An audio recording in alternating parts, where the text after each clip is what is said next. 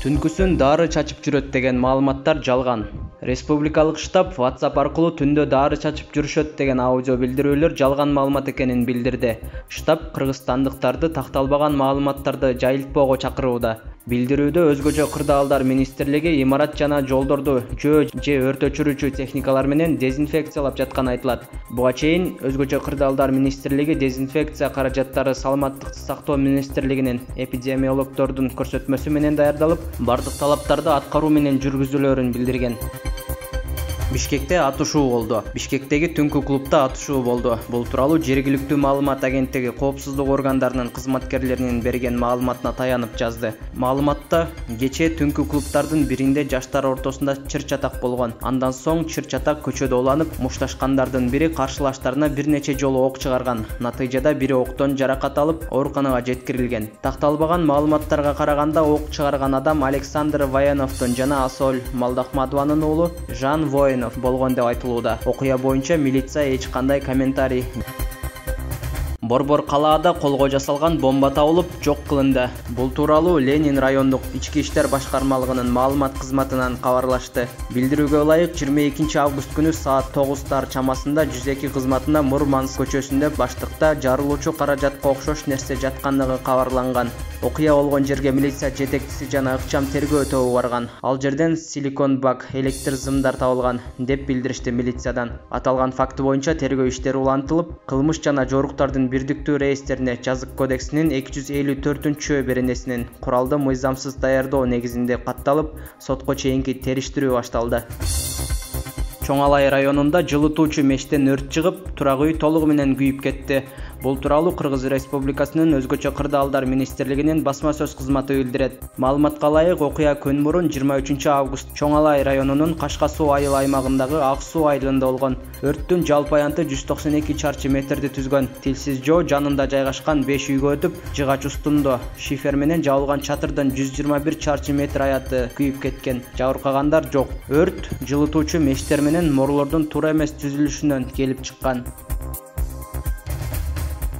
Коопсуз шаар долбоорунун экинчи бөлүгүн ишке киргизиш үчүн курулуш монтаж иштери башталды. Бул тууралуу маалыматтык технологиялар жана байланыш боюнча мамлекеттик комитет билдирди. Комитет маалыматына ылайык 21 августта Бишкек шаарынын Алыкулов, Акынбаев көчөлөрүнүн кесилишине стационардык аппарат комплексин сыноо режиминде орнотуу башталган. Коопсуз шаар долбоорунун экинчи бөлүгү 7 облусту, 2 ири шаарды, 15 кичи шаарды жана 73 калк жашаган аймакты камтыйт. Жалпысынан 306 аппарат орнотулат. Долбоордун биринчи баскычын орусиялык Vega концерни ишке ашырды. Ал эми Коопсуз шаар 2 долбоор үчүн тендер жарыяланып, анда кытайлык Shenzhen Sunwin компаниясы жеңүүчү аталган.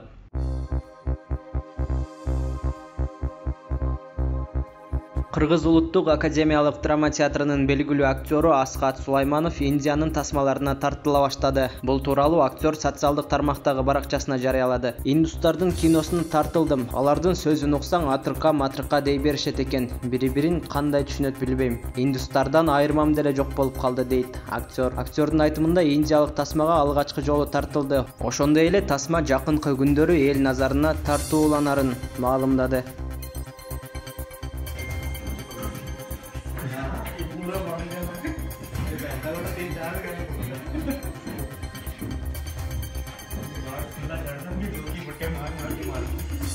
नहीं मैं अगर गड्डी को निकले ना बाहर गड्डी को निकले 3 साल वाली गाड़ी स्क्रीन पर दे नाम पर दे देख ले सरदारी कौन मानना सीखी की होती है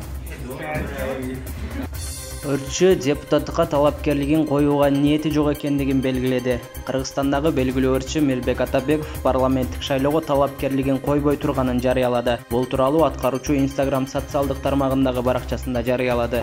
Азыр ушул темада ар кандай талкуулар жүрүп жатат. Мирбек Атабеков өзүн депутаттыкка көрсөтүүнү каалайт. Ага депутат болуунун эмне кереги бар?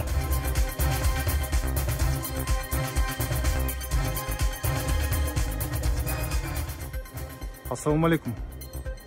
Мага тиешелүү Мирбек Атабеков депутаттыкка өзүнүн кандидатурасын коюп жатат. Депутаттыкты эмне кылат деген ар кандай талкуу болуп жатат. Мен бир да партияда списокто жокмун. Мен башынан эле айтып келгем, саясатка кызыкпайм. жана өзүмдү саясатчы келечекте көрбөйм деп айтканмын. Ошол гана позициядамын. Ал эми ошол жалган жала маалыматтарды таркатып, ушул ар кайсы ойлорду, ой пикирлерди чубаштырган адамдарга да рахмат. Демек сиздер дагы мени депутат көрүңүздөр келет экен. Бирок тилекке каршы сиздердин оюңуздарды актай албаймын. Мен депутат боло албайм. Кечирип коюңуздар. Мен сиздерге бүгүн актанайын. Себеп дегенде мени каралап жатса кантип актанбайын? Ар бир адам актанат.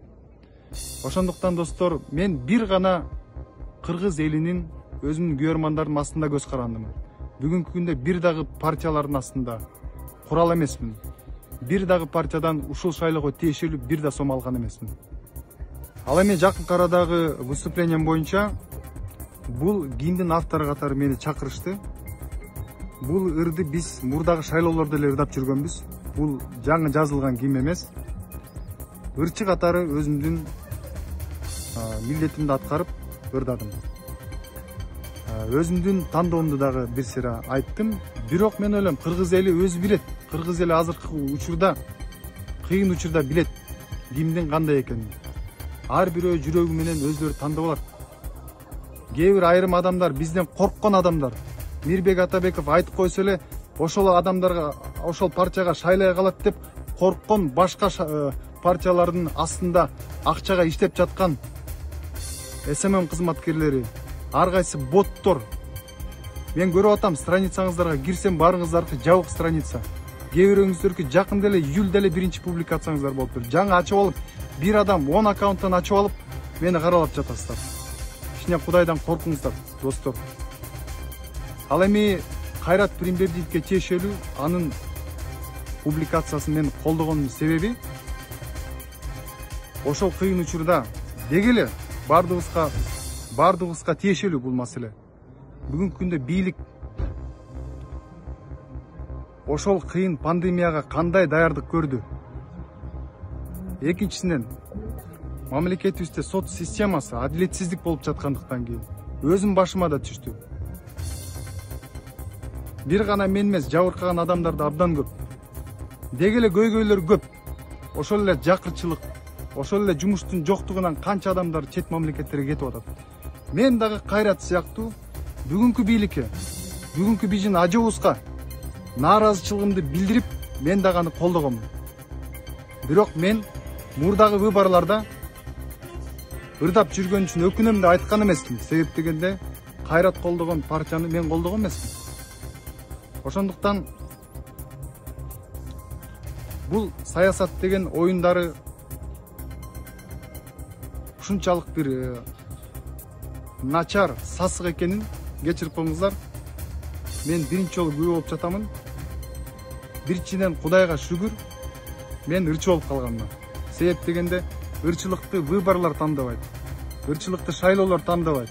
Ырчылыкты эл өзү тандайт. Ошондуктан бир гана кыргыз элиме терең ыраазычылыгымды билдиремин. Барыңыздарга ийгилик каалайм. Түнкүсүн дары чачып жүрөт деген маалыматтар жалган.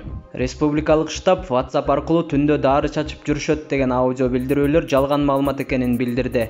Штаб кыргызстандыктарды такталбаган маалыматтарды жайылтпоого чакырууда. Билдирүүдө өзгөчө кырдаалдар министрлиги имарат жана жолдорду жөө же өрт өчүрүүчү техникалар менен дезинфекциялап жатканы айтылат. Буга чейин өзгөчө кырдаалдар министрлиги дезинфекция каражаттары Саламаттыкты сактоо министрлигинин эпидемиологдордун көрсөтмөсү менен даярдалып, бардык талаптарды аткаруу менен жүргүзүлөөрүн билдирген.